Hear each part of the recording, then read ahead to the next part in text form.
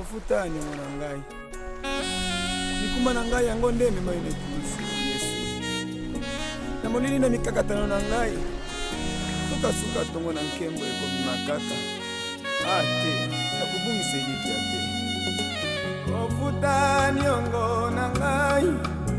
osilisa bampasi na ngai tina nini nani okwama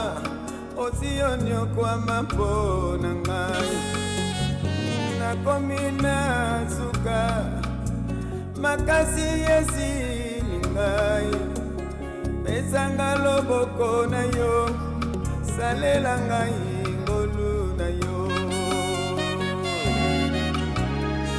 ngolu na yo nde batelaka ngai makia na yo nde esikwaka ngai loboko na yo nde etelemisaka ngai papa simba ngai eli eli lama sabachthani kotika ngai te mosikoli na ngai lisungi na ngai ekouta na yo nana ekulusu Yesu nyonso ekoki mpo na ngai nazwa elonga salela ngai ngolu na yo nani oyo olakaki ye mpe okokisaki te nani oyo otambwisaki ye mpe akomaki te nani oyo amekaki ngolu na yo mpe awumelaki na soni obongisana biso na bana bato aba papa okokisaka nyonso okano na yo ekokisama mpo na ngai longola soni na ngai tausa bapota na ngai bongola likambo na ngai salela ngai ngolu na yo mai miso na ngai community mpo na bato zelo ozali kolekisa ngai nani ya kososola oyo ngai nazali komona lelo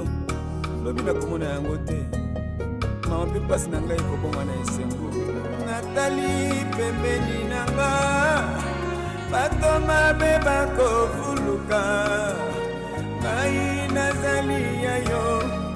likambo na ngai eumeli nala bakoseka ngai balobi yotiki ngai motema ebateli kimia nani ayebi ya ngai na yo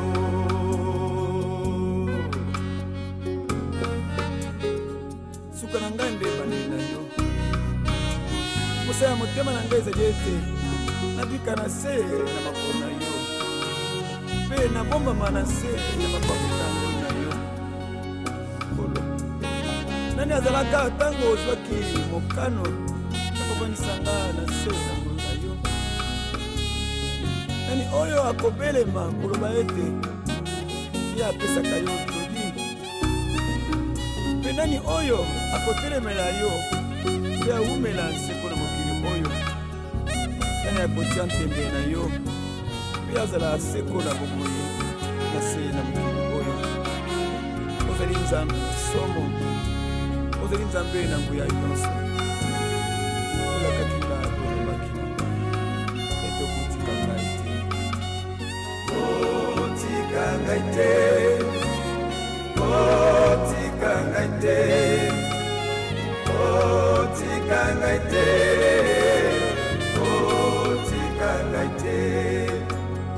otika ngai te papa otika ngai te papa simba ngai otika ngai te otika ngai te okotambola na ngai otika ngai te otika ngai te otika ngai te